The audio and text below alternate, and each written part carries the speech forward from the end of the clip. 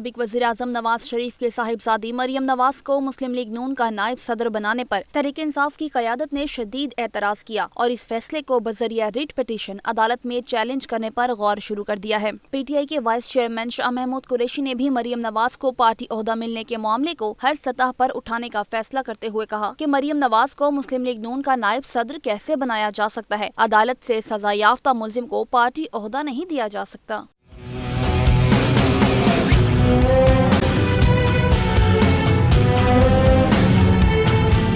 شاہ محمود قریشی نے کہا کہ مریم نواز بھی سزا یافتہ ہیں، پارٹی عہدہ نہیں دیا جا سکتا۔ مریم نواز کو ریفرنس کیس میں سزا معطلی کا عارضی ریلیف ملا ہے، سزا ختم نہیں ہوئی۔ شاہ محمود قریشی نے مریم نواز کے پارٹی عہدے کے معاملے پر پارٹی رہنماؤں وکلاء سے مشاورت شروع کر دی ہے۔